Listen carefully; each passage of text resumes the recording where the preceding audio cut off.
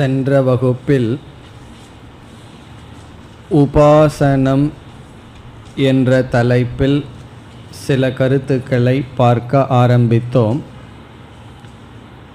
முதலில் உபாசனம் என்ற சொல்லினுடைய அல்லது சாதனையினுடைய லட்சணத்தை பார்த்தோம். உப ஆசனம் என்று இரண்டாக பிரிக்கப்படுகின்றது. உப என்ற சொல்லுக்கு இரண்டு பொருள். ஒன்று அருகில், இரண்டாவது எடுத்து கொள்ளுதல். உப சாமீப்யே ஆதானே. சாமீப்யம் என்றால் அருகில், ஆதானம் என்றால் எடுத்து கொள்ளுதல். ஆசனம் என்ற சொல்லுக்கு இருத்தல், வர்த்தமானம். உப என்ற சொல்லுக்கு சமீபம் என்ற பொருள் எடுத்துக்கொண்டால் நாம் யாரை உபாசனை செய்கின்றோமோ அந்த உபாசிய தேவதையினுடைய அருகில் அதிக காலம் இருத்தல். எடுத்துக்கொள்ளுதல் என்ற பொருள் கொண்டால் எதன் துணை கொண்டு நாம் தியானிக்கின்றோமோ அந்த ஆலம்பனத்தை எடுத்துக்கொண்டு அதிக காலம் இருத்தல், தீர்க்க காலம். பிறகு எப்படி இருத்தல் என்று நாம் பார்க்கையில் சமான பிரத்யய பிரவாக கரணேன என்று பார்த்தோம். ஒரே ஒரு எண்ண ஓட்டத்துடன் இருத்தல். எண்ணங்களை நிறுத்துதல் அல்ல, எண்ண ஓட்டங்கள். எப்படிப்பட்ட எண்ண ஓட்டங்கள்? சமான பிரத்யயம். சமான பிரத்யயம் என்றால் ஒரே ஒரு எண்ண ஓட்டத்தில் தீர்க்க காலம் இருத்தல். இந்த உபாசனை நம்முடைய மனதிற்கு தோன்றிய விதத்தில் செய்யக்கூடாது. யதா சாஸ்திரம், முறையாக சாஸ்திரம் படித்தவர்கள் கூறியதின் அடிப்படையில் நாம் இந்த உபாசனையை செய்ய வேண்டும். இது உபாசனையினுடைய லட்சணம். அடுத்ததாக உபாசனா பேதாக, விதவிதமான உபாசனைகள். அதில் முதல் பேதம் நாம் பார்த்தது கர்ம அங்க உபாசனம், ஸ்வதந்திர உபாசனம். கர்மாங்க உபாசனம் என்பது நாம் கர்மத்தை, யாகம் முதலிய ஷரீர வாச்சிக கர்மத்தை பிரதானமாக செய்கின்றோம். அப்படி செய்யும் பொழுது இடையில் ஒரு அங்கமாக தியானம் வருகின்றது. அது கர்ம அங்க உபாசனம். கிரகஸ்த ஆசிரமத்தில் இருப்பவர்களுக்கு இது முக்கியமான விதி. பிறகு சாஸ்திரத்தில் இனியொரு கருத்தும் கூறப்பட்டுள்ளது. வெறும் கர்மத்தை செய்வதை விட உபாசனையுடன் சேர்ந்து செய்தால் அதற்கு பலன் அதிகம். இதை ஞான கர்ம சமுச்சயம் என்று சொல்வார்கள். ஞானம் என்றால் இந்த இடத்தில் உபாசனை. உபாசனையும் கர்மமும் சேர்ந்து, சமுச்சயம் என்றால் சேர்ந்து செய்தால் அதிக பலன். பிறகு அடுத்தது நாம் பார்த்தது ஸ்வதந்திர உபாசனம். ஸ்வதந்திர உபாசனம் என்பது பிரதானமாக தியானம், பிறகு கர்மம் ஒரு அங்கமாக இருக்கும். இது வானப்பிரஸ்த ஆசிரமத்தில் இருப்பவர்களுடைய விசேஷமான கடமை. இந்த இரண்டு விதமான டிவிஷன், பேதங்கள் நாம் பார்த்தது. இனி நாம் மேற்கொண்டு நம்முடைய முகவுரையை தொடரலாம். அடுத்த விதமான பேதங்கள் உபாசனையில் எதன் அடிப்படையில் என்றால், எந்த ஒரு உபாசனை நாம் செய்தாலும் அதில் 3 பேதங்கள் இருக்கின்றது. ஒன்று உபாசக, உபாசகன், தியானம் செய்பவன். உபாசக என்றால் உபாசகன், யார் தியானம் செய்கிறார்களோ அவனுக்கு உபாசகன். இரண்டாவது உபாஸ்யம். உபாஸ்யம் என்றால் எதை தியானம் செய்கின்றானோ, தியானத்திற்குரிய விஷயம் உபாஸ்யம். எந்த தத்துவத்தை எடுத்துக்கொண்டு நாம் தியானம் செய்கின்றோமோ அதற்கு உபாஸ்யம் என்று பெயர். அது இரண்டாவது. இப்போ உபாசகன், உபாஸ்யம். மூன்றாவது, இந்த உபாஸ்யத்தை நாம் எதை தியானிக்கின்றோமோ அதை ஏதாவது ஒன்றினுடைய துணையுடன் தான் தியானிக்க முடியும். உதாரணமாக ஈஸ்வரனை தியானிக்க, சிவனை தியானிக்க நாம் லிங்கத்தை பயன்படுத்துகின்றோம். அப்படி ஒரு அறிகுறியினுடன் தான் ஒரு உபாஸ்யத்தை நாம் செய்ய முடியும். அந்த எதன் துணை கொண்டு உபாஸ்யத்தை நாம் வழிபடுகின்றோமோ அந்த துணை புரிவதற்கு ஆலம்பனம் என்று நாம் பார்த்திருக்கின்றோம். அது மூன்றாவது அங்கம், ஆலம்பனம். ஆலம்பனம் என்பது எதன் துணை கொண்டு நாம் வழிபடுகின்றோமோ அந்த துணை கருவிக்கு ஆலம்பனம் என்று பெயர். இது எல்லா உபாசனையிலும் இருக்கின்ற அங்கங்கள். உபாசகன், உபாஸ்யம், ஆலம்பனம். உபாசனை என்று சொன்னால் இந்த மூன்றையும் முதல்ல சொல்லி ஆகணும். உபாசகன் யார், உபாஸ்யம் என்ன, ஆலம்பனம் என்ன. இதில் வேறுபாடு வர வர உபாசனையில் வேறுபாடு வருகின்றது. இந்த உபாசனை வேறு, அந்த உபாசனை வேறு என்று நாம் கூறினால் எதன் அடிப்படையில்? இந்த மூன்றில் ஏதாவது வேறுபட்டால் அதன் அடிப்படையில் உபாசனையில் பேதங்கள் வருகின்றது. இப்பொழுது நாம் பார்க்க இருக்கின்ற உபாசனையில் உள்ள பேதங்கள் உபாஸ்யத்தின் அடிப்படையிலும் ஆலம்பனத்தின் அடிப்படையிலும். நாம் எப்படிப்பட்ட தத்துவத்தை தியானிக்கின்றோம் என்பதின் அடிப்படையில் சில உபாசனைகள் பார்க்க இருக்கின்றோம். நாம் எப்படிப்பட்ட ஆலம்பனத்தை எடுத்துக்கொள்கின்றோம் என்ற அடிப்படையில் உபாசனா பேதங்களை பார்க்க இருக்கின்றோம். இவ்விதம் நாம் இப்பொழுது பார்க்க போகின்ற உபாசனையில் இருக்கின்ற பேதங்கள் உபாஸ்யத்தின் அடிப்படையிலும் ஆலம்பனத்தின் அடிப்படையிலும் அமைய இருக்கின்றது. இப்போ உபாஸ்யம் என்பது மறந்துவிடவில்லையே. நாம் எதை வணங்குகின்றோமோ அந்த வணங்குகின்ற தத்துவம், தியானத்திற்குரிய விஷயம் உபாஸ்யம். அந்த உபாஸ்யம் மாற மாற உபாசனையும் வேற்றுமை அடைகின்றது. இப்பொழுது நாம் உபாஸ்யத்தை எடுத்துக்கொண்டு அதில் சில பேதங்களை பார்க்கின்றோம். எது நமக்கு தியானத்திற்கு விஷயமாக இருக்கின்றது. அதில் நாம் முதல் கருத்து அல்லது முதல் உபாசனை. இப்பொழுதுதான் உபாசனையினுடைய பேதத்திற்கு வருகின்றோம். எதன் அடிப்படையில் இப்பொழுது பேதத்தை பார்க்கின்றோம்? உபாஸ்யத்தினுடைய அடிப்படையில். அதில் முதல் விதமான உபாசனம் ஏக தேவதா உபாசனம். ஏக தேவதா உபாசனம் அல்லது இஷ்ட தேவதா உபாசனம் அல்லது ஏக தத்துவ உபாசனம். இதெல்லாம் முதல் வெரைட்டி, முதல் பகுதி அல்லது முதல் உபாசனை.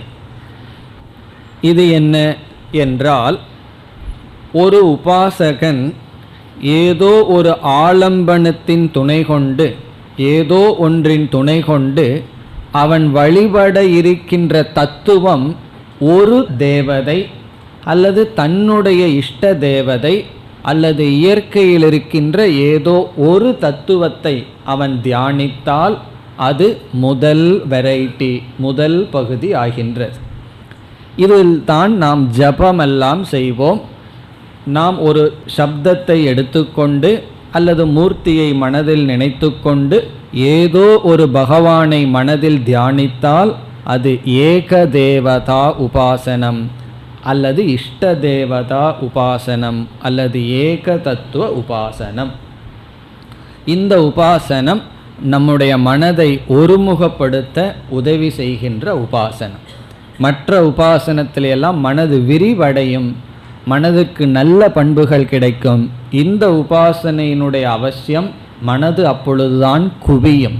மனதை குவிக்க ஒரு நாமத்தை, ஒரு ரூபத்தை, ஒரு ஈஸ்வர தத்துவத்தை எடுத்துக்கொண்டு நாம் தியானித்தல். சகஸ்ரநாமத்தை சொல்லும் பொழுது அது சுலபம் சொல்றதுக்கு. காரணம், விதவிதமான நாமம், விதவிதமான குணங்கள், விதவிதமான ரூபங்கள் மனதுக்கு வரும். அதை தியானிப்பது சுலபம். ஆனால் ஏதோ ஒரே நாமம் ஒரே ரூபத்தை சொல்ல வேண்டுமென்றால் அது அதைவிட கடினம். காரணம் என்ன? அதற்கு மன ஒருமுகப்பாடு அதிகம் தேவை. காரணம், அங்கு விதவிதமான ரூபம் நாமமெல்லாம் மனதிற்கு வருவதில்லை. அப்படி இஷ்ட தேவதை அல்லது ஏக தேவதையை எடுத்து அது உபாசியமாக அமைவது ஒரு விதமான உபாசனம். இனி இரண்டாவது விதமான உபாசனம், இதுவும் உபாசியத்தின் அடிப்படையில். இங்கு உபாசியம் என்னவென்றால் சமஷ்டி உபாசனம். சமஷ்டி உபாசனம். சமஷ்டி உபாசனம் என்றால் இங்கு ஒரு தேவதை உபாசியமாக இல்லை, சமஷ்டி அனைத்தும், டோட்டல் அனைத்தும் உபாசியமாக இருக்கின்றது. இதைத்தான் இங்கு உபனிஷத்துக்குள் நாம் பரமேஸ்வர உபாசனை என்ற பெயரில் பார்க்க இருக்கின்றோம். சமஷ்டி, இந்த சமஷ்டி 3 இருக்கின்றது. அல்ல நமக்கு தெரிந்த கருத்து. ஒன்று விராட், இனி ஒன்று ஹிரண்ய கர்ப்பன், மூன்றாவது ஈஸ்வரன். ஆகவே இரண்டாவதிலேயே 3 உபாசனை இருக்கின்றது. விராட் உபாசனம், ஹிரண்ய கர்ப்ப உபாசனம், ஈஸ்வர உபாசனம் என்று இவைகளெல்லாம் சமஷ்டி உபாசனம். சமஷ்டி உபாசனம் என்றால் என்ன? சமஷ்டியாக நாம் சேர்ந்து செய்கின்ற உபாசனை அல்ல, சமஷ்டி தத்துவத்தை தியானிக்கின்ற உபாசனம். இங்கு உபாசியம் ஒரு தேவதை அல்ல, சமஷ்டியாக, டோட்டல், முழுமையாக இருக்கின்றது. இதில் நாம் என்ன செய்யலாம்? இந்த ஸ்தூல தேகத்தையே ஆலம்பனமாக நாம் வைத்துக்கொண்டு அனைத்து ஸ்தூல பிரபஞ்சமும் ஒரே ஒரு தத்துவம் விராட் என்று தியானிப்பது. பிறகு நம்முடைய சூக்ஷ்ம சரீரத்துக்கு இருக்கின்ற நியமமே அனைத்து சூக்ஷ்ம சரீரத்திலும் உண்டு என்று நம்முடைய சூக்ஷ்ம சரீரத்தை ஆலம்பனமாக வைத்து அனைத்து சூக்ஷ்ம பிரபஞ்சத்தையும் நாம் தியானித்தல். அல்லது பரமேஸ்வர தியானம், அனைத்துக்கும் காரணமாக இருக்கின்ற ஈஸ்வர தியானம். இவ்விதம் உபாசியம் சமஷ்டி ஆனால் அது வெஷ்டி உபாசனையிலிருந்து வேறுபடுகின்றது. இது இரண்டாவது பேதம். இப்போ முதல் உபாசனை ஏக தேவதா உபாசனம், இரண்டாவது சமஷ்டி தேவதா உபாசனம் அல்லது சமஷ்டி உபாசனம். இதில் நம்ம ஸ்தூலம் சூக்ஷ்மம் இதில் எதையாவது ஒன்று சமஷ்டியை எடுத்துக்கொண்டு தியானித்தல். மூன்றாவது உபாசனை, இதுவும் உபாசியத்தின் அடிப்படையில் வருவது குண உபாசனம், குண தியானம். இதை நம்ம ஆங்கிலத்தில் வேல்யூ மெடிடேஷன் என்று சொல்லப்படுகின்றது. குண தியானம். இதில் உபாசியம் என்ன என்றால் நல்ல நல்ல குணங்கள் உபாசியம் ஆகின்றது, தெய்வீ சம்பத் உபாசியம் ஆகின்றது. அல்லது அசுர சம்பத்தை நீக்க வேண்டும் என்பது உபாசியம் ஆகின்றது. நாம் தியானத்திற்கு எடுத்துக்கொண்ட விஷயம் ஒரு தேவதையோ சமஷ்டியோ வெஷ்டியோ அல்ல, சில குணங்கள் சில பண்புகள் தியானத்திற்கு விஷயம் ஆகிறது. காரணம் என்னவென்றால் சில பண்புகளையெல்லாம் நாம் அடைய வேண்டுமென்றால் அதற்கு இந்த தியானம் இன்றியமையாது ஆகிறது. ஒவ்வொருவருக்கும் ஒவ்வொரு பலகீனம் இருக்கும். பிறப்பிலேயே சிலருக்கு மனதில் சில பலகீனம் இருக்கும். அந்த பலகீனத்தை நாம் நீக்க வேண்டுமென்றால் அதிக முயற்சி தேவை. அந்த அதிக முயற்சி தான் இந்த தியானத்தில் செய்யப்படுகின்றது. இந்த தியானத்தை தான் வேல்யூ மெடிடேஷன் என்று சொல்கின்றோம். நாம் இந்த உபனிஷத்துக்குள்ளேயே இந்த தியானத்தை பார்ப்போம். சில தத்துவங்கள், சில பண்புகள், சில இயற்கையில் உள்ள நியதிகளையெல்லாம் நாம் எடுத்துக்கொண்டு அந்த தத்துவத்தை ஒரு ஆலம்பனத்தில் பார்ப்பது, அந்த உபாசனை தான் குண உபாசனம். அல்லது இந்த உபனிஷத்தில் எப்படி வரும் என்றால், உபாசியமாக ஒரு ஈஸ்வரனை எடுத்துக்கொண்டு அல்லது பிராணன், சூரியன் இப்படி ஒரு உபாசியத்தை எடுத்துக்கொண்டு ஒரு ஆலம்பனத்தையும் எடுத்துக்கொண்டு அந்த உபாசிய தேவதையிடம் சில குணங்களை நாம் தியானிக்க வேண்டும் என்று உபனிஷத் நமக்கு கூறும். அந்த குணங்களை தியானிப்பதனால் பலன் என்ன என்றால், ஆரம்பத்திலேயே ஒரு நியதி, யதா உபாஸ்தே ததா பவதி. நீ எதை தியானிக்கின்றாயோ அது உனக்கு வந்து அமைகின்றது. எதை நீ மனசில் நினச்சிட்டே இருக்கிறையோ அது உண்மயம் ஆகி விடுகின்றது. இது ஒரு பெரிய நியதி. இனியொருவருடைய குறையை நம்ம மனசிலேயே நினச்சிட்டு இருந்தோம்னா என்ன ஆகும்? அந்த குறை நம்மயம் ஆகி விடுகின்றது.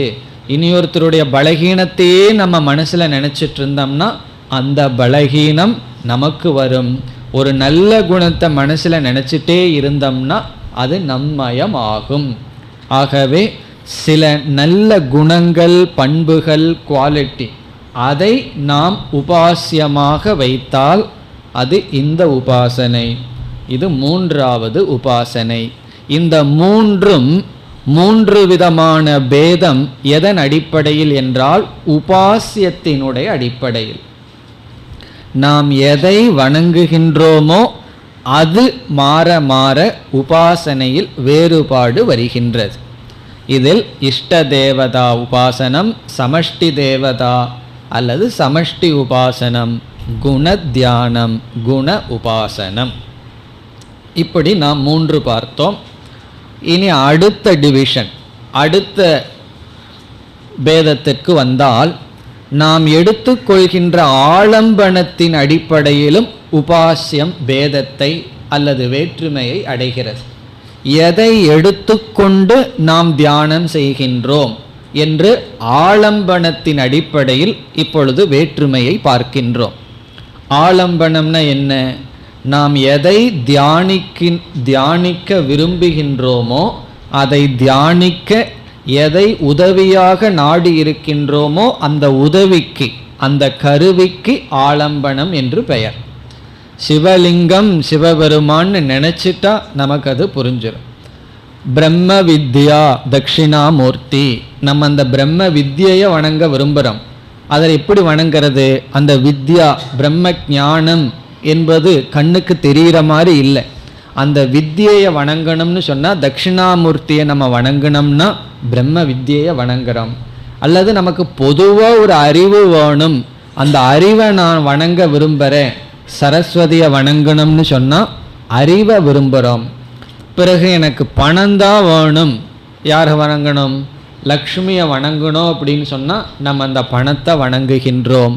இப்படி சரஸ்வதி, லக்ஷ்மி, தட்சிணாமூர்த்தி இவர்களெல்லாம் ஆலம்பனம் ஆகின்றது. அந்த உபாசியம் என்ன?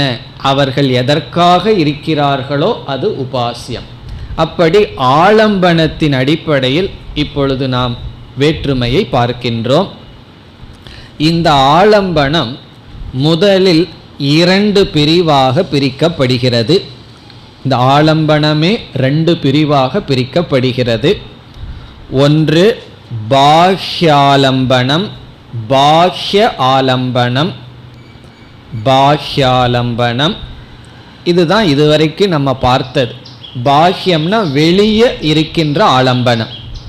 வெளியே ஏதாவது ஒரு தத்துவத்தை எடுத்துட்டு அதிலிருந்து இனியொன்றை தியானிக்கின்றோம். இரண்டாவது ஆந்தர ஆலம்பனம். ஆந்தராலம்பனம், ஆந்தரம்னா நமக்குள்ளேயே ஆலம்பனத்தை எடுத்து கொள்ளுதல்.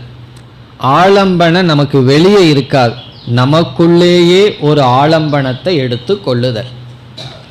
அந்த உபாசனையெல்லாம் நாம் இதுவரை அதிகமாக விசாரம் செய்யவில்லை. அதையெல்லாம் நாம் பார்க்க போகின்றோம் இந்த உபனிஷத்தில். இனி முதல்ல பாஹ்ய ஆலம்பனத்தை எடுத்து கொள்ளலாம். பாஹ்ய ஆலம்பனம் என்றால் நமக்கு வேறாக இருக்கின்ற ஒன்றை எடுத்துக்கொண்டு உபாசனை செய்தல். ஆந்தர் ஆலம்பனத்தில் உபாசகனே ஆலம்பமாக போகின்றான். அதுதான் ஆந்தர் ஆலம்பனம்னு சொல்றது. பாஹ்யம்னா ஏதோ ஒரு வெளியே, நமக்கு வெளியே. ஆந்தராலம்பம்ங்கிறது நம்மிடத்திலேயே, நம்ம மனமே ஆலம்பனமாகும், நம்ம எண்ணங்கள் ஆலம்பனமாகும், நாமளே ஆலம்பனம் ஆகின்றோம்.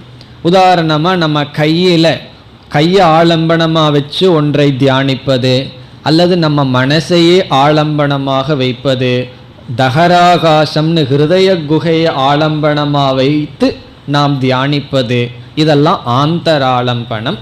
பாஹ்ய ஆலம்பனம்னா வெளியே இருக்கின்ற பொருள்கள் ஏதாவது ஒன்றை எடுத்து தியானித்தல். இப்பொழுது நம்ம பாஹ்ய ஆலம்பனத்துக்கு வரலாம். இந்த பாஹ்ய ஆலம்பனம் 2 வகைப்படும். 2 விதமான பாஹ்ய ஆலம்பனம் இருக்கின்றது. ஒன்று பிரதீகம் என்று சொல்லப்படுகிறது. இது பாஹ்ய ஆலம்பனத்தில் இருக்கிற பேதம், பிரதீகம். இரண்டாவது பிரதிமா என்று 2 விதம், பிரதீகம் பிரதிமா. இப்போ பிரதீக ஆலம்பனத்தை எடுத்து உபாசனை செய்தால் அது பிரதீக உபாசனம். பிரதிமா ஆலம்பனத்தை எடுத்து செய்தால் அது பிரதிமா உபாசனம் என்று இங்கு 2 உபாசனை ஆகின்றது. இப்போ இந்த இடத்துல புதிதாக 2 உபாசனை வருகிறது. பிரதீக உபாசனம், பிரதிமா உபாசனம். இந்த 2மே பாஹ்ய ஆலம்பனத்தை சார்ந்தது. பிரதீக உபாசனம் என்பது என்ன என்றால், நாம் எடுத்துக்கொள்கின்ற ஆலம்பனமானது அவயவங்களுடன் இல்லாமல் இருந்தால் அது பிரதீகம். அதற்கு உதாரணம் சிவலிங்கம். சிவலிங்கம் பிரதீகம். கை கால் என்ற அவயவமெல்லாம் அதற்கு கிடையாது, அது பிரதீகம். அந்த ஆலம்பனமே கொஞ்சம் சூக்ஷ்மமாக இருக்கும். சில பேர்த்துக்கு அந்த ஆலம்பனமே புரியாது, அது கொஞ்சம் அட்வான்ஸ்டு. பிரதிமா என்பது ஒரு உருவத்துடன் கூடியது. இப்போ சிவபெருமான தட்சிணாமூர்த்தியாக வழிபட்டால் அது பிரதிமா, சிவபெருமான சிவலிங்கத்தின் மூலமாக வழிபட்டால் அது பிரதீகம்.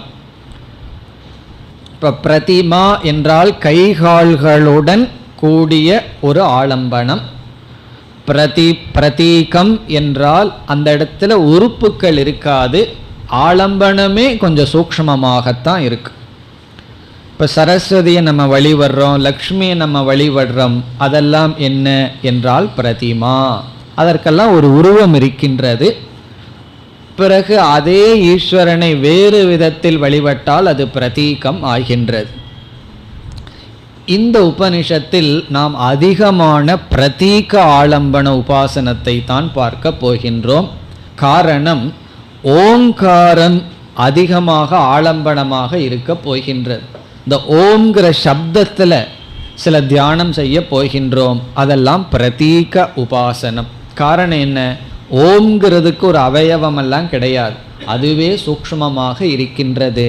தைத்திரிய உபனிஷத்தில் வர்ணத்தில் தியானம் நாம் செய்தோம். பூர்வ ரூபம், உத்தர ரூபம், சந்திகி அப்படின்னு எல்லாம் உபாசனை எல்லாம் இருந்தது. அந்த சந்தி அப்படிப்பட்ட உபாசனையெல்லாம் பிரதீகம். பிரதீகம் என்பது ஒரு உருவம் அங்கு இருக்காது, ஆனால் ஒரு தத்துவம் இருக்கும், மனதில் கிரகிக்கக்கூடிய ஒரு தத்துவம் இருக்கும். ஏன்னா ஆலம்பனமே கிரகிக்க முடியாததாக இருந்தால் ஒன்றும் செய்ய முடியாது. நமக்கு கிரகிக்க கூடியதாக இருக்கும், ஆனால் தெளிவான உருவமாக இருக்காது. அது பிரதீக உபாசனம். கிரகிப்பதற்கு தெளிவாக இருப்பது அது பிரதிமா. நம்ம பகவானை ஒரு ஜபம் செய்யும் பொழுது, அதாவது சப்தத்தின் மூலமாக பகவானை நாம் நினைத்தால் அந்த சப்தம் ஆலம்பனம் ஆகிறது, அது பிரதீக உபாசனம். இப்போ ஓம் நம சிவாயா அப்படின்னு நம்ம சொல்கிறோம், அந்த சப்தத்தில் பகவானை நம்ம தியானிக்கும் பொழுது இது என்ன உபாசனை? பிரதீக உபாசனம். அல்லது நம்ம பகவானை முன்னாடி வச்சு அல்லது மனதுக்குள்ள பகவானுடைய உருவத்தை வைத்து தியானம் செய்தால் அது பிரதிமா. இப்போ சில பேர்த்துக்கு சில கோயிலினுடைய உருவத்தை பார்த்துட்டு வந்திருப்பார்கள்.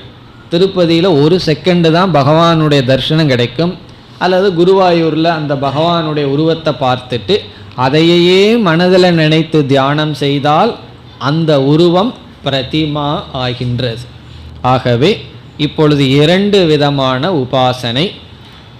எதன் அடிப்படையில்? பாஹ்ய ஆலம்பனத்தின் அடிப்படையில். ஒன்று பிரதீக உபாசனம், இனி ஒன்று பிரதிமா உபாசனம். உபனிஷத்துக்குள்ள பிரதிமா உபாசனையே வராது அவ்வளோ சுலபமாக. எல்லாம் பிரதீக உபாசனை தான். காரணம் என்ன? இது கொஞ்சம் அட்வான்ஸ்டு உபாசனை. நாம் எடுத்துக்கிற ஆலம்பனமே சாதாரணதாக இருக்காது. சில தத்துவங்கள், சில சப்தங்கள், சில வர்ணங்கள், அதில் நாம் தியானம் செய்வோம். இப்போ இதோட 5 உபாசனை ஆகின்றது. ஏகதேவதா உபாசனை, சமஷ்டி உபாசனை, குண உபாசனம், பிரதீக உபாசனம், பிரதிமா உபாசனம். இனி ஆந்தராலம்பனம் அதற்கு வந்தால், ஆந்தராலம்பனத்தை எடுத்துக்கொண்டு நாம் செய்கின்ற உபாசனைக்கு சாஸ்திரத்தில் அகங்கிரக உபாசனம் என்று சொல்லப்படுகிறது. அகங்கிரக உபாசனம். அகங்கிரக உபாசனம் என்றால் உபாசகனிடம் இருக்கின்ற ஒரு அங்கமே ஆலம்பனம் ஆகிறது. இப்போ உபாசகனே ஆலம்பனமும் ஆகின்றான், உபாசகனாகவும் இருக்கின்றான். அது அகங்கிரக உபாசனம். இப்படி பலவிதமான சின்ன சின்ன பேதங்கள் இருக்கின்றது. நம்ம அதெல்லாம் விட்டுட்டு பொதுவாகத்தான் பார்க்கின்றோம். இதற்குள்ளேயே நம்ம டிவிஷன் மேலே டிவிஷனுக்கு போகலாம். ஆனால் இந்த 6 பேதத்தோடு நாம் நிறுத்தி கொள்ளலாம். இப்பொழுது 3 உபாசிய தேவதையின் அடிப்படையில் 2, 3, பிறகு 3 ஆலம்பனத்தின் அடிப்படையில், அதில் 2 பாஹ்ய ஆலம்பனத்தின் அடிப்படையில், 1 ஆந்தராலம்பனம். ஆந்தராலம்பன உபாசனையை நாம் இதுவரை பார்த்ததில்லை. இந்த சாந்தோக்கியத்தில் பார்க்க போகின்றோம். சாண்டல்ய வித்யா, உபகோஷல வித்யா என்றெல்லாம் விதவிதமான உபாசனைகளெல்லாம் இதில் வர இருக்கின்றது. அதில் அகங்கிரக உபாசனை செய்வோம். இந்த அகங்கிரக உபாசனை தான் எல்லா உபாசனைகள்லேயே மேலான உபாசனை. ஞானத்துக்கு ஒரு படி முன்னாடி இருக்கிற உபாசனை. அகங்கிரக உபாசனையை முடித்தோம்னா வேறு உபாசனையெல்லாம் பண்ண முடியாது, ஞானத்துக்கு தான் போயாகணும். அதுதான் அகங்கிரக உபாசனை. அது என்ன என்றால், இதுதான் அகங்கிரக உபாசனைன்னு கூறினால் இதற்கு ஞானத்துக்கு என்ன வேறுபாடு என்ற சந்தேகமே உங்களுக்கு வரும். எப்படி? அகம் பிரம்ம என்று தியானித்தால் அது அகங்கிரக உபாசனை. அது எப்படின்னா, அகம் பிரம்மாஸ்மிங்கிறது நமக்கு புரியல, புரியாம தியானித்தால் அதற்கு பெயர் அகங்கிரக உபாசனை. நானே ஈஸ்வரன், நானே விராட், நானே ஹிரண்ய கர்ப்பன், நானே பரபிரம்ம, இப்படி தியானிக்கிறது தான் அகங்கிரக உபாசனை. இது எப்பொழுதுனா, இந்த ஞானத்துக்கு முன்னாடி ஒரு ரிகர்சல் போல. ஞானத்துக்கு முன்னாடி அகம் பிரம்ம அப்படிங்கிற அறிவு வரல, அந்த அறிவுக்கு இவன் வரல, அதற்கு முன்னாடியே சொல்லி வைக்கிறது, நான் பிரம்மன்னு தியானம் செய். அந்த ஈஸ்வரனையே நமக்குள்ள தியானம் செய்தல், அதான் அகங்கிரக உபாசனம். இந்த இடத்தில் எல்லாமே ஒன்றாகிறது. உபாசகன் இருக்கான், உபாசியம் இருக்கின்றது, ஆலம்பனம் இருக்கின்றது. இந்த உபாசகனுக்கு ஆலம்பனமாக இருக்கிறது உபாசகனே தான். பிறகு அந்த உபாசியத்தை எப்படி தியானிக்கின்றான்னா, உபாசகனுடன் பேதம் இல்லைன்னு தியானிக்கின்றான். அப்போ என்ன ஆகுது? உபாசகன், ஆலம்பனம், உபாசியம் மூன்றையும் ஒரு அபியாசம், பயிற்சி செய்கின்றான். இங்கு அறிவு வரவில்லை என்றால் உபாசனை தான் செய்ய வேண்டும். இது நாம் ஒரு உதாரணத்தில் பார்த்துருக்கோம். ஒருத்தன் ஒரு கணக்கை ஒழுங்காக கிளாஸில் போட்டு வரலேன்னு சொன்னால், கணக்குங்கிறது புரிஞ்சிக்க வேண்டிய விஷயம், ஒவ்வொரு ஸ்டெப்பாக புரிஞ்சுட்டு போகணும். கிளாஸில் அவன் அந்த கணக்கு புரியவே இல்லை, உடனே ஆசிரியர் என்ன சொல்லுவார், இந்த கணக்கை 10 முறை எழுதிட்டு வா அப்படின்னு சொல்லுவார். இந்த 10 முறை எழுதிட்டு வர்றது தான் உபாசனை. காரணம் என்ன, அந்த விஞ்ஞானமய கோஷம் வளர்ச்சி அடையல, அந்த தத்துவத்தை புரிஞ்சிக்க முடியல என்றால் நம்ம என்ன செய்தாகணும், மனோமய கோஷத்தில் அபியாசம் பண்ணி ஆகணும். அபியாசம் பண்ண பண்ண பிறகு புத்தி கொஞ்சம் கூர்மையாகி நமக்கு அந்த தத்துவம் புரியும். அகம் பிரம்மாஸ்மிங்கிறது என்னைக்குமே தியானத்திற்குரிய விஷயம் அல்ல, அது என்னைக்குமே விசாரத்திற்குரிய விஷயம், ஞானத்திற்குரிய விஷயம். ஆனால் உபனிஷத்தில் அந்த ஞானத்துக்கு முன்னாடி இந்த உபாசனை இருக்கின்றது, வகிக்கின்றது. இங்கே அகங்கிரக உபாசனை பல உபாசனைகளை பார்க்க போகின்றோம். காரணம் என்ன, நான் தான் அனைத்துமாக இருக்கின்றேங்கிற அறிவை கேட்ட உடனே ஒரு பெரிய ஷாக்கு வந்துடும். அந்த ஷாக்கை தாங்கிக்கிறதுக்கு முன்னாடியே சும்மா கற்பனை பண்ணி பார்க்கறது, நான் தான் சமஷ்டியாக இருக்கின்றேன், இந்த பிரபஞ்சத்துக்கே ஆதாரமாக நான் இருக்கின்றேன்னு ஈஸ்வரனை தன் மீது வைத்து தியானம் செய்தல், அது அகங்கிரக உபாசனை. இந்த அகங்கிரக உபாசனை எல்லாம் எப்போ பண்ண முடியும்னா, ஞானத்துக்கு ஒரு ஸ்டெப்புக்கு முன்னாடி பண்ணுறோம். சரி, விசாரம் பண்ணி பண்ணி பார்த்தோம், ஞானம் வரல, என்ன பண்ணலாம், அகங்கிரக உபாசனை பண்ணிகிட்ருக்கலாம். பிறகு இதில் இனியொரு கருத்து என்னவென்றால், இந்த அகங்கிரக உபாசனையிலிருந்து ஞானம் வராது, ஞானம் விசாரத்திலிருந்து தான் வரும். எனக்கு கிளாஸுக்கு வந்துட்டு போகிறதுக்கு கஷ்டமாக இருக்குது, கிளாஸுக்கு எதுக்கு ஞானத்தை அடையணும், விசாரமெல்லாம் எதற்கு பண்ணணும், நான் அகங்கிரக உபாசனை பண்ணியே ஞானத்தை அடைஞ்சிட்றேன்னா கிடையாது. அகங்கிரக உபாசனை நமக்கு நல்ல சம்ஸ்காரத்தை கொடுக்கும், புண்ணியத்தை கொடுக்கும், தகுதிகளை கொடுக்கும், சில பலன்களை கொடுக்கும். அதை நம்ம பார்க்க போகிறோம். ஞானம் விசாரத்தினால தான் வரணும். அதனால தான் ஆரம்பத்தில் சில பேர் உபனிஷத்தை பாராயணம் செய்து கொண்டே இருப்பார்கள். பிறகு என்னைக்கு தகுதி வருதோ அப்போ தான் எடுத்து விசாரத்திற்கு வருவார்கள். என்னைக்கு ஒரு பொருள் எடுத்துட்டு விசாரம் பண்ணுறோம்னா அதற்குன்னு தகுதி வரணும். அது வராத வரைக்கும் பாராயணத்தில் இருக்கிறது தான் நல்லது. அதே போல் தன்னிடத்திலே இருக்கிற ஒரு அங்கத்தை எடுத்துக்கொண்டு, குறிப்பாக ஹிருதயம் இவைகளெல்லாம் எடுத்துட்டு அந்த ஈஸ்வர தத்துவத்தை, உபாசியத்தை தானாக வழிபடுதல். அப்போது சாஸ்திரம் நமக்கு எப்படி படிப்படியாக நம்ம எடுத்து செல்கிறது என்று பார்த்தால், முதல்ல உபாசகன் வேறு, உபாசியம் வேறு, ஆலம்பனம் வேறுன்னு தான் ஆரம்பிக்கின்றது. இந்த உபாசனைக்குள்ளேயே மேலே போக போக உபாசகன் உபாசியத்துடன், தியானத்திற்குரிய விஷயத்துடன் ஐக்கியமாகின்றான். இந்த சம்ஸ்காரத்தை நல்லா புகுத்தி பிறகு உபனிஷத் விசாரத்திற்கு நம்மை எடுத்து செல்கின்றது. இந்த 6ம் 2 அடிப்படையில் இருக்கின்ற உபாசனா பேதங்கள். இதோடு உபாசனா பேதம் முடிவடைகின்றது. இனி நாம் அடுத்த தலைப்புக்கு செல்ல வேண்டும். அது உபாசனா பலம். உபாசனா பலம், உபாசனையினால என்னென்ன பிரயோஜனம், உபாசனை பண்ணுறதுனால நாம் என்னென்ன பிரயோஜனத்தை அடைகின்றோம். இப்போ இந்த இடத்திலும் உபாசனா பலத்தை நாம் 2 விதமான உபாசனையின் அடிப்படையில் பிரிக்கின்றோம். எல்லாம் டிவிஷன் மேலே டிவிஷன் தான். இந்த இடத்துல 2 அடிப்படையில் பிரிக்கின்றோம். ஒன்று சகாம உபாசனம், இரண்டாவது நிஷ்காம உபாசனம். சகாம உபாசனைக்கு என்ன பலன், நிஷ்காம உபாசனைக்கு என்ன பலன்?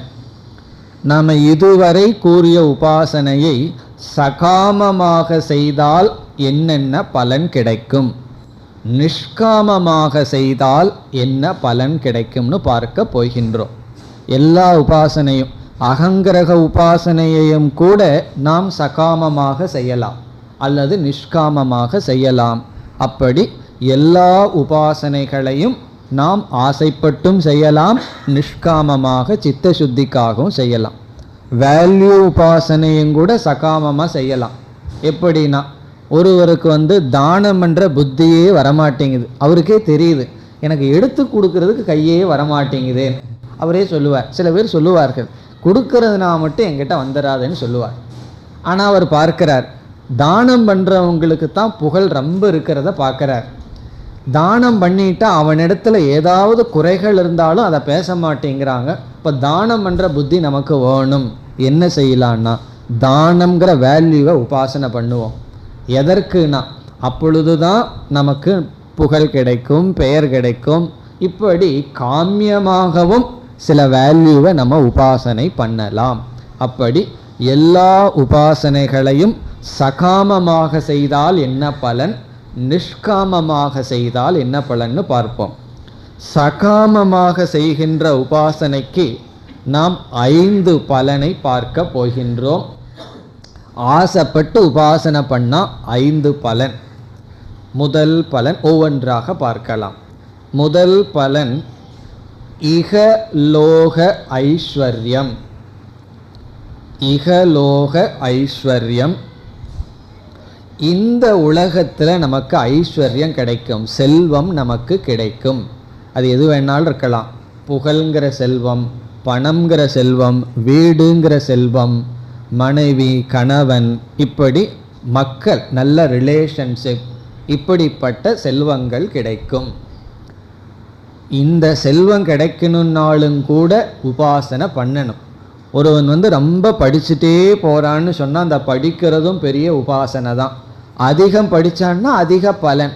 இப்போ அதிகம் படிக்க படிக்க அவனுடைய வாழ்க்கையை பார்த்தா அதிகமாக இந்த உலகம் அவனுக்கு மதிப்பு கொடுக்கின்றது.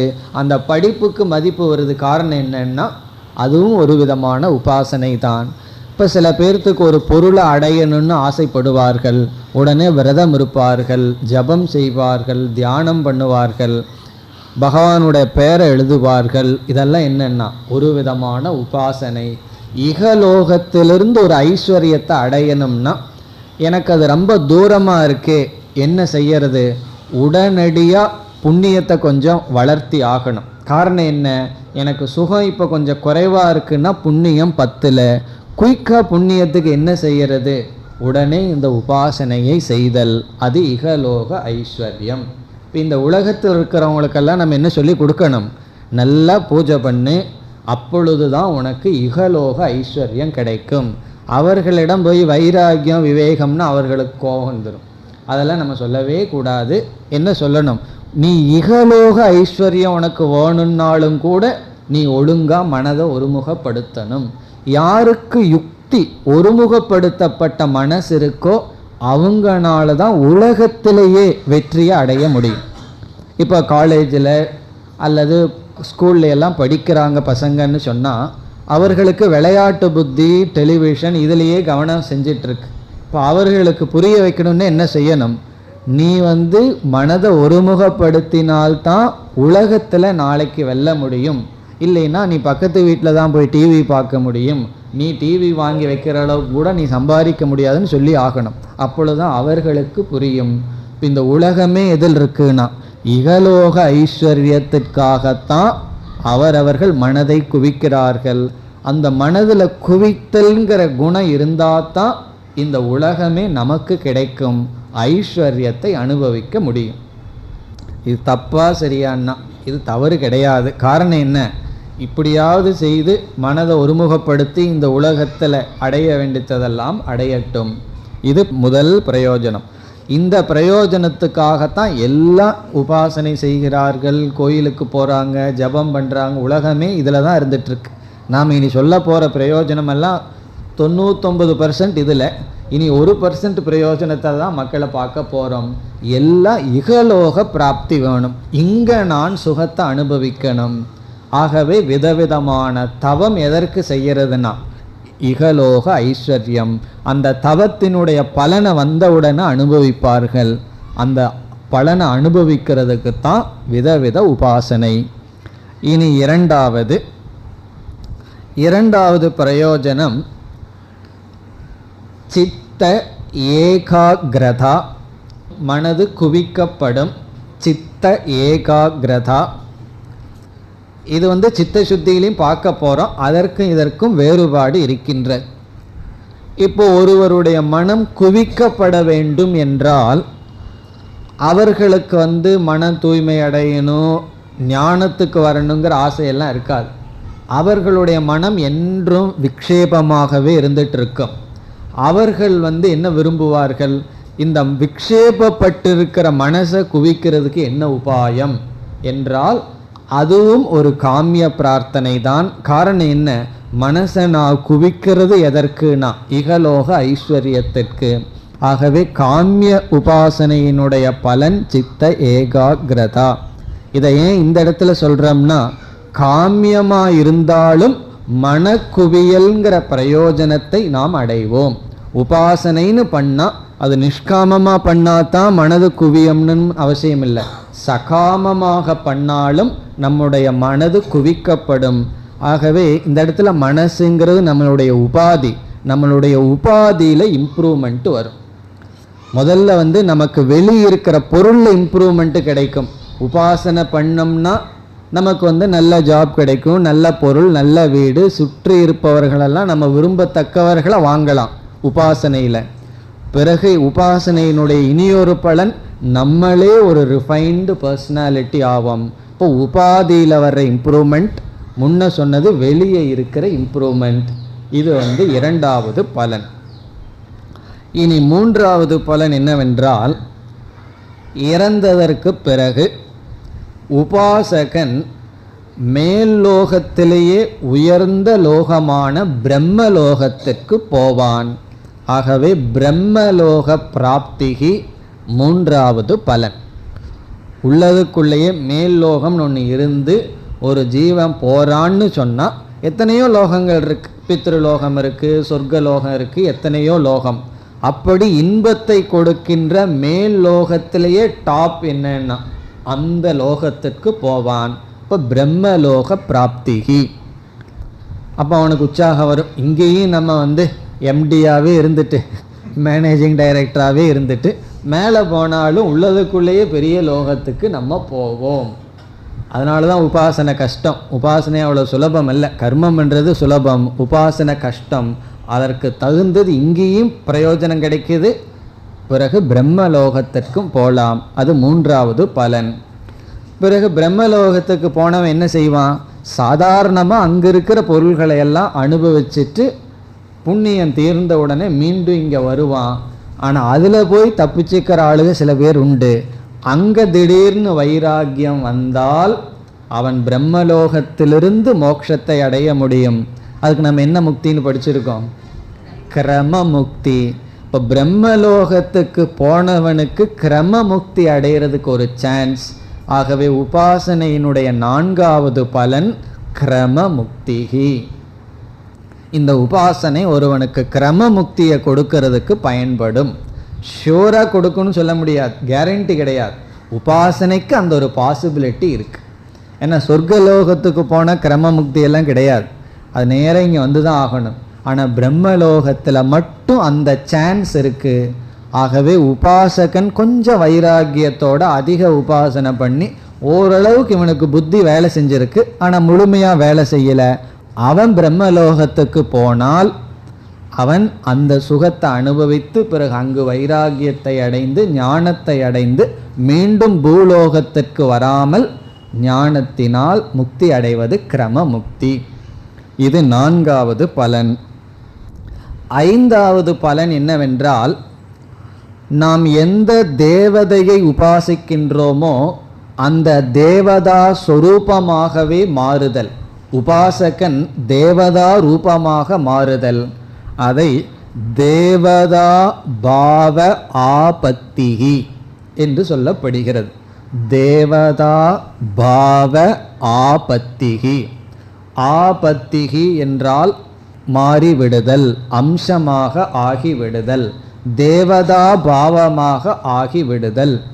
இவன் ஒரு தேவதையையே உபாசிச்சுட்டு இருந்தா இவன் இறந்ததற்கு பிறகு அந்த தேவதையாகவே மாறி விடுவான். அதனால தான் இந்த பில்லி சூனியமெல்லாம் பண்ணுறவங்க பிசாசு எல்லாம் தியானிப்பார்கள். கடைசியில் என்ன ஆவார்கள்?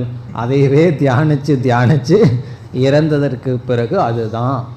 அதே போல் நம்ம பகைவர்களையே நமக்கு யார் வேண்டாமோ பிடிக்கலையோ அவங்களையே தியானிச்சுட்டு இருந்தால் என்ன ஆகும்? அவங்க மாதிரியே ஆயிடுவோம். ஆகவே நாம் எதை தியானிக்கின்றோமோ அந்த சொரூபமாகவே ஆகி விடுதல். ஒருவன் ஹிரண்ய கர்ப்பனையே தியானிச்சிட்டு இருந்தால் இவன் ஹிரண்ய கர்ப்பனோடு ஐக்கியமாகின்றான். இது அகங்கிரக உபாசனையினுடைய பலன். ஏன்னா எந்த ஒரு தத்துவத்தை நான் தியானிக்கின்றானோ அவன் அந்த தத்துவமாகவே மாறி விடுகின்றான். இப்போ அகங்கிரக உபாசனையில தான் ஒரு தத்துவத்தை நான் தியானிக்கின்றோம். அங்கே ஞானம் இல்லை, தியானம். இப்போ இறந்ததற்கு பிறகு அந்த ஹிரண்ய கர்ப்பனோடு அல்லது ஈஸ்வரனோடு லயம் அடைகின்றான். இப்போ இவனுக்கு அடுத்த சிருஷ்டி வர்ற வரைக்கும் அந்த ஈஸ்வரன் ஹிரண்ய கர்ப்பனோடையே இருப்பான். அதற்கு பிறகுதான் மீண்டும் பிறப்பான். பிரம்மலோகத்தை விட அதிக காலம். காரணம் என்ன? இப்போ ஒருத்தன் ஈஸ்வர தியானம் பண்ணுறான், ஈஸ்வர ஞானம் வரல, இந்த அகங்கிரக உபாசனையினோட ஈஸ்வரனோடு சேர்ந்து விடுகின்றான். பிறகு அதான் பிரகிருதி லயம்னு சொல்கிறது. அவன் அடுத்த சிருஷ்டி வர்ற வரைக்கும் அவனுக்கு ரெஸ்ட், பிறப்பு இறப்பெல்லாம் கிடையாது. ஆனந்தமாக அந்த தேவதையுடன் இருப்பான். இது தேவதா பாவ ஆபத்திகி. இதெல்லாம் என்னன்னா சகாம உபாசனையினுடைய முக்கிய பலன். ஆனால் யாருமே நமக்கு கிரமமுக்தி கிடைக்கட்டும், பிரம்மலோகத்துக்கு போகலாம், தேவதை அடையலான்னு உபாசனை பண்ணுறதில்ல. எல்லாத்துக்கும் உடனடியாக ரிசல்ட் வேணும். ஏதாவது ஒன்று அடைய விரும்புவார்கள், அதற்கு ரொம்ப தடை இருக்கிற மாதிரி தெரியும். உடனே என்ன செய்வார்கள்? ஏதாவது தியானம் செய்யலாம் அல்லது யாகம் செய்யலாம்னு சொல்லி சகாம கர்ம சகாம உபாசனை எல்லோருமே ஒன்றா உடலில் இருக்கிற நோய் போகணும், அமைதி கிடைக்கணும்னு தன்னுடைய உபாதியை இம்ப்ரூவ் பண்ணுறதுக்கோ பொருள்களை அடைகிறதுக்கு தான் முயற்சி செய்கிறார்கள், உபாசனை செய்கிறார்கள். இதில் இந்த ஐந்தும் சகாம உபாசனையினுடைய முக்கிய பலன்னு சொன்னோம். முக்கிய பலன் என்ன? அதான் கிடைக்கிற நேரடியான முக்கியமான பலன். சாஸ்திரம் இனியொரு கருத்தும் சொல்கிறது. என்னவென்றால் சகாம உபாசனையினுடைய அவாந்தர பலன் ஒன்று இருக்கு.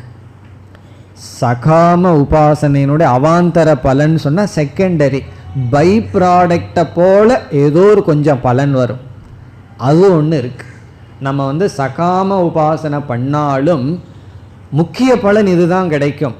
பை ப்ராடக்டாக ஒரு பலன் கிடைக்குது. அது என்ன தெரியுமோ? அதுதான் சித்த சுத்தி. நமக்கு ஒரு விதமான பியூரிட்டி நமக்கு கிடைக்கும் சகாம உபாசனை செய்தாலும். நிஷ்காம உபாசனை செய்தால் டைரக்ட் பலன் சித்த சுத்தி, அவாந்தர பலன் அல்ல, முக்கிய பலன். ஆனால் சகாம உபாசனைக்கு கொஞ்சம் சைடு எஃபெக்ட் போல வர்றது என்னன்னா மன தூய்மை. அது எப்படி என்றால், அப்போ நான் சகாம உபாசனையே பண்ணுறேனே மன தூய்மை வருட்டுன்னா வரும், ரொம்ப ஸ்லோவாக வரும். எப்படி என்றால், ஒருவனுடைய மனசில் ஆசை ரொம்ப இருக்கு, அவன் மனசையே பார்க்குறான். இந்த ஆசையை வெறும் விவேகத்தினாலேயோ அல்லது விசாரத்தினாலேயோ நீக்க முடியாது, இது அவ்வளவு வேரூன்று இருக்கு, இந்த ஆசையை நான் அனுபவிச்சு தான் தீரணும்னு முடிவு பண்ணுறான். இப்போ பணத்தை சம்பாதிக்கலான்னு ஆசை, அல்லது ஏதாவது ஒரு பதவியில் இருக்கணும்னு ஆசை வந்துடுது. பார்க்குறான், இந்த ஆசை ஏதோ அனாவசியம்தான், இருந்தாலும் இந்த ஆசை அனுபவிச்சா தான் போகும்னு இவனுக்கு நல்லா தெரிகிறது. அப்போ இவன் என்ன செய்கிறான்? அதற்கு தகுந்த முயற்சியை செய்கின்றான், உபாசனையை பண்ணுறான். அந்த உபாசனையினுடைய பலனால் ஆசைப்பட்ட பொருளை அடையிறான், பிறகு அனுபவிக்கிறான். அப்போ அவனுக்கு புத்தி வரும், ஆமாம் அனுபவித்து விட்டோம்.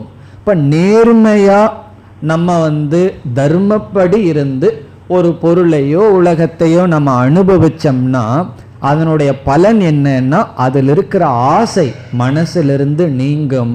அப்படி ஆசை மனசிலிருந்து அனுபவித்தன் மூலமா தீர்றதுக்கு காரணம் என்னன்னா சகாம உபாசனை. இவனுக்கு ஆசை இருக்கு, அது அனுபவிச்சா தான் போகும், அதற்கு தகுந்த முயற்சி பண்ணவே இல்லை, சோம்பேறியா ரஜோகுணத்திலையும் கூட கிடையாது, தமோ குணத்தில் இருக்கான்னு வச்சுக்குவோமே. பிறகு என்ன ஆகும்? இவன் இறக்கும் பொழுது எல்லா காலத்திலும் அந்த ஆசையோட தான் போவானே தவிர ஏன்னா ஆசையை அனுபவிக்கல, அது போகாது. ஆகவே இவனுக்கு கொஞ்சம் கூட சித்த சுத்தி வராது. இப்போ ஆசை மனசுலேருந்து கொஞ்சமாவது நீங்கணும்னா அதற்கு இவன் முயற்சி பண்ணணும். ஒரு கால் உபாசனை செய்திருந்தால் அந்த உபாசனை இவனுக்கு எதை கொடுக்கும்? ஆசைப்பட்ட பொருளை கொடுக்கும், அதை அனுபவிப்பான். பிறகு அட்லீஸ்ட் 75 வயசு அல்லது 80 வயசு அல்லது சாக போகும்போதாவது எப்படி போவான்? நான் அனுபவிக்க வேண்டியதெல்லாம் அனுபவிச்சிட்டேன்னு ஒரு திருப்தியாக போவான். காரணம் என்னன்னா அதற்கு இந்த உபாசனை பயன்படுகின்றது. அதனால சாஸ்திரத்தில் காமிய கர்மத்துக்கும் கூட அவாந்தர பலன் சித்த சுத்தி அப்படின்னு சொல்லப்பட்டிருக்கு. ஆசைப்பட்டால் பரவாயில்ல. அதனால் இது எதற்குன்னு சொன்னால் நம்ம கொஞ்சம் வேதாந்தத்துக்கு வந்துட்டு எல்லாரிடம் போய் ஆசைப்படக்கூடாது, நிஷ்காமம் நிஷ்காமம்னு சொல்லிட்டு இருக்கக்கூடாது. அவர்கள் சகாமமாகவே இருக்கட்டும். அதனுடைய பலன் ஒரு பை ப்ராடக்டாக என்ன கிடைக்கும்? சித்த சுத்தி கிடைக்கும். எப்படி? மனதில் இருக்கிற ஆசைகளெல்லாம் மெதுவாக நீங்க. இனி நம்ம நிஷ்காம உபாசனையினுடைய பலனுக்கு வருகின்றோம். இப்போ இத்தனை உபாசனை இருக்குது. இதில் ஏதாவது உபாசனை அல்லது எந்த உபாசனையையும் நாம் எனக்கு இகலோக ஐஸ்வர்யம் வேண்டாம். காரணம் என்ன? இந்த இகலோக ஐஸ்வர்யம் அனித்தியம் அப்படிங்கிற அறிவு வந்தாச்சு, கொஞ்சம் வைராக்கியம் வந்தாச்சு. எனக்கு இதெல்லாம் வேண்டாம் என்று இகலோக ஐஸ்வர்யம், பிறகு எனக்கு பரலோக ஐஸ்வர்யமும் வேண்டாம், எனக்கு பிரம்மலோகமும் வேண்டாம், பிறகு அந்த தேவதையுடன் ஐக்கியமாகவும் வேண்டாம். காரணம் என்ன? அந்த தேவதையே சம்சாரியாக தான் இருக்குது. இனி ஒரு சம்சாரியோட போய் நான் எதற்கு சேரணும்?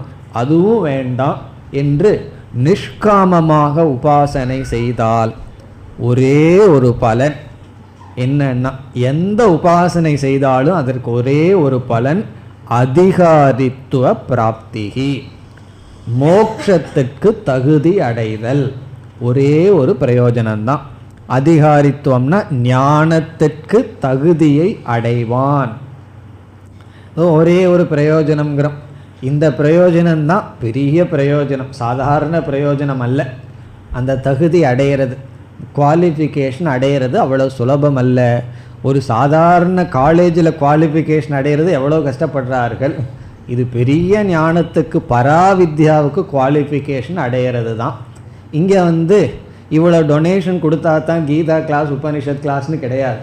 யார் வேணாலும் வரலாம், யார் வேணாலும் புரியாமல் போகலாம். யாருக்கு புரியும்னா அதிகாரித்துவம் யாருக்கு இருக்கோ அவர்களுக்கு தான் இந்த சப்தம் அர்த்தமாகும். ஆகவே அந்த அதிகாரித்துவ பிராப்தி, அதிகாரித்துவ பிராப்தி எப்படியெல்லாம் நமக்கு கிடைக்கிறது என்றால், முதலில் சித்த ஏகாகிரதை நமக்கு கிடைக்கும். அது சகாம உபாசகனுக்கும் அது கிடைச்சிருக்கு, அதுவும் நமக்கு முதல்ல கிடைக்கும். இந்த சஞ்சலப்பட்டு இருக்கிற மனசு குவிக்கப்படும். இப்போ இந்த ஒரு ஃப்ரேம் ஆஃப் மைண்டு நமக்கு கிடைச்சதுன்னு சொன்னால், நம்ம எதை செய்தாலும் எப்படி செய்வோம்? அதை கவனமாக செய்வோம். அது எதுவாக இருக்கட்டும், எந்த காரியத்தை செய்தாலும் ஒருமுகப்பாட்டுடன் நம்ம அதில் ஈடுபடுவோம். எல்லா காரியத்தையும் அப்படி செய்யணும். அது வெஹிக்கிள் டிரைவ் பண்ணுறதாகட்டும், சமையல் பண்ணுறதாகட்டும், எதை செய்தாலும் ஒருமுகப்பாட்டுடன் செய்தோம்னா, அதே ஆட்டிடியூடோட சாதகன் கிளாஸில் உட்கார்ந்தா அந்த கிளாஸ் எப்படி இருக்கும்னா, 1 மணி நேரமும் முழுமையாக அந்த ஆசிரியர்னுடைய சப்தத்திலேயே தான் மனசு இருக்கும். காரணம் என்ன? இந்த உபாசனை அவ்வளோ ஒரு ட்ரைனிங் நம்ம மைண்டுக்கு கொடுத்துருக்கு. வேறொரு இடத்துல சொல்லப்படுது, பஞ்சதசியில் வித்யாரண்யர் சொல்கிறார், இந்த காலத்தில் அவர் எழுதுனதோ ரொம்ப வருஷத்துக்கு முன்னாடி, அப்போ சொல்கிறார், இந்த காலத்தில் இந்த மாணவர்களுக்கு வேதாந்தத்தை புகுட்டுறதுக்கு ரொம்ப கஷ்டமாக இருக்குங்கிறார். அவரு காலத்திலேயே. இந்த காலத்தில் என்ன சொல்கிறது? காரணம் என்ன? அகிருத்தி உபாஸ்திகின்னு சொல்கிறார்.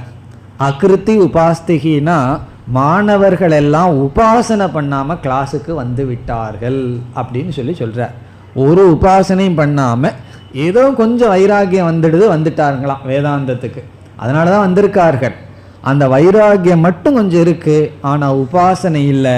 அதனால் என்னன்னா ஒரே கிளாஸை 10 முறை எடுக்க வேண்டியது இருக்குது, ஒரே ஐடியாவை 10 முறை சொல்ல வேண்டியது இருக்குது. காரணம் என்னன்னா அடிக்கடி அவுட் ஆஃப் ஆர்டர். திடீர்னு ஆள் கிளாஸில் இருக்கிறது இல்லை, ஆள் இருப்பார், மனசு கிளாஸில் இருக்கிறது இல்லை. காரணம் என்னென்னா உபாசனை போராதது தான் அப்படின்னு ஒரு காரணத்தை சொல்கிறார்.